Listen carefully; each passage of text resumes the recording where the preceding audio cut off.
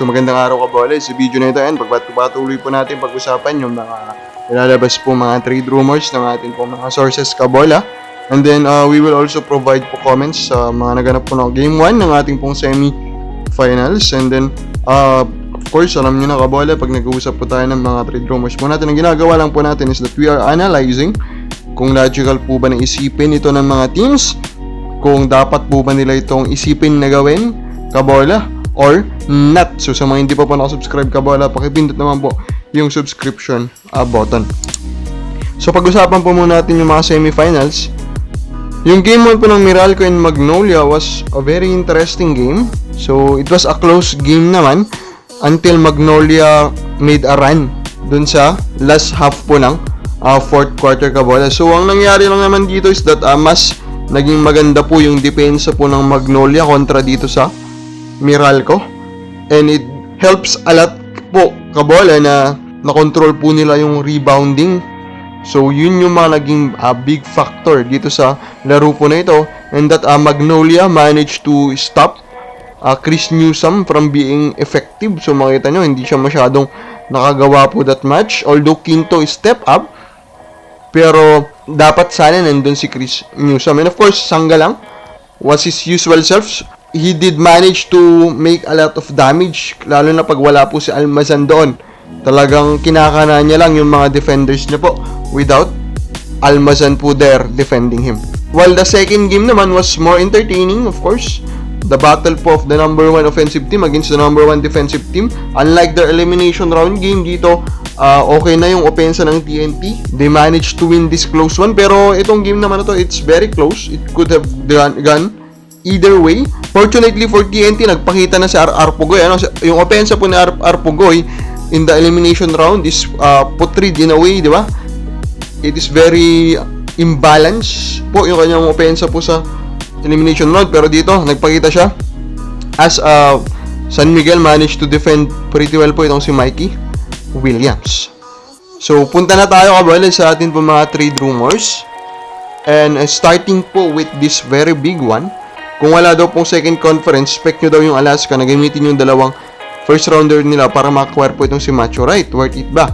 So currently po, Alaska is scheduled to have 2 top 4 picks Kabola kasi nga they got po the first round pick po ng Phoenix after they traded po Vic Manuel. So now, of course, they can still use those 2 first round picks if they want to, and I'm pretty sure naman they will get 2 quality players, 2 quality young players, and hindi lang siguro quality players yung makukuha nila, or hindi lang dalawa, I mean, kasi kung mag-aaron po ulit ng Gilas draft, baka 4 pa yung makuha po ng Alaska Aces. Now, they can also decide to do this one po, being just suggested po by PBN Dago, itong si Macho Wright nga po. And ang kagandahan nito is of course, Macho Wright is already a established superstar. Hindi lang po siya established na star player, pero nakita naman natin established na talaga ito na superstar player po, ano. So makita natin yan sa Gilas. When he plays with Gilas, he was considered as one of the best or top players po nila,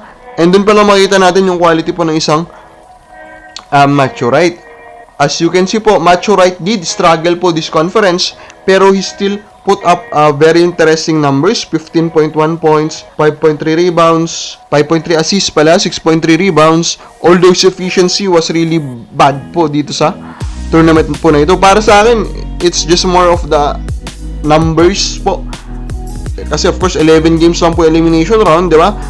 Sometimes talaga, you will just enter the tournament in a very, very bad streak. And I think yun naman yung nangyari po sa laruan po ni Macho Wright Kabola. Now, ang tanong ngayon, is it worth it for Alaska to give up that 2 first?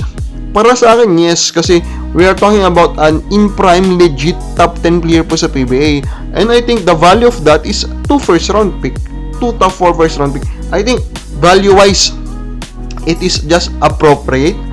And if you think about it, Kabola, Alaska na was a very, very young team. Young core naman ngayon. And they just need actually a superstar caliber player to unlock itong potential po ng team na ito. And I think Wright is that guy. Just think about it.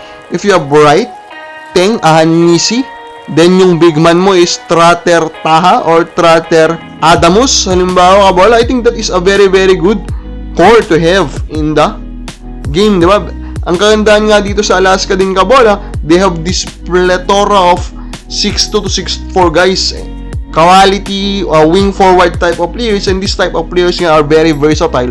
And that will make them more dangerous in any battle against any team, diba? Kasi mas mahirap pong depensahan yung mga 6'2 to 6'4 that can do a lot of things. Again, Alaska is also fine naman sa kanila pong frontline rotation. So, just adding this one superstar Macho-Right, I do believe will really push them into a contender status. Although still, they may still think that having those two first may be more worth it in terms of long-term planning. Pero kung gusto na po nilang mag-contend as early as the next conference, they can actually do this trade if they want to, di ba? And I think Phoenix should really think about it kasi yun nga, baka magkaroon ng Gilas draft. They may have 4 quality young guys to have, and that will be awesome din sa kanilang long-term planning, especially kung talagang nagka-problema po sila in terms of finances. Na may nilagay din dito na isang rumored 3-team trade, which is actually a laughable one. It involves pa rin po yung pagpunta ni Terence Romeo dito sa Barangay Nebra, pero ito na yung parang pinapakita niya na potential daw na 3-team trade, and I think this 3-team trade is not possible kasi nga po matatalo po sa palagay ko itong San Miguel Beermen.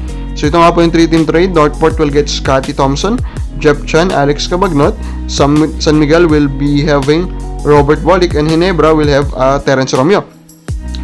Saan po matatalo ang San Miguel? Just think about it. Worth it ba na i-give up sa Alex Cabagnot and Terence Romeo for Robert Bolick? I think that is not a fair exchange, Kabola, kasi Terence Romeo should be valued as much as Robert Bolick, or maybe more, kasi Terence Romeo will also bring up a lot of fans po sa team na gustong makuha po siya, Kabola. So yung palitan po na yan, I think it will not be fair. Even actually yung magiging palitan naman na Terence Romeo papuntang Ginebra, nang magiging kapalit ay Scotty Thompson and Jeff Chan, diba? Para sa akin, yung Terence Romeo naman at Scotty Thompson should also be valued at the same price level or trade price level, kasi nga po quality player din naman si Scotty Thompson, di ba? Superstar caliber player din naman po ito, same as Terence Romeo, although of course they do not bring the same thing on the table, di ba? Scotty Thompson will bring that stuffing type of play. He is arguably the best rebounding guard that the league has ever seen, while Terence Romeo can have a claim as one of the top 5 scorers. Naglaro po sa PBA as a local player. So between those two, I think tabla lang dapat yung magiging value po nila, Kabola. Pero overall, of course, if this is really the plan, Bolick to San Miguel, Ginebra to Romeo, I think this can still change depending on how San Miguel Beermen will fare in this ongoing tournament po, Kabola. And think about it, do you really think si Northport will end up with that Scotty Thompson? Parang, why should Ginebra bring Scotty Thompson po to Northport? Especially with the fact that Scotty Thompson is currently the guy that embodies the never say die attitude the most. Although of course we have the issue nga nung sa kabit-kabit issue or nung sa naganap po sa kanyang pagpapakasal, and that hate of some people, maybe not Ginebra fans, are really very very strong right now. I do not think that is enough for this trade to happen, for Scotty Thompson to end up with Northport and be the guy to lead them. And I do still believe that Robert Bolick is really interested in keeping up or retaining or maintaining po sa Northport Batang Pier. So talagang mukhang love na rin niya talaga yung team. And with all those facts, I don't think this trade will happen. Ikaw ba lang sa palagay mo? Ito ba yung magaganap na trade? Comment lang po sa baba.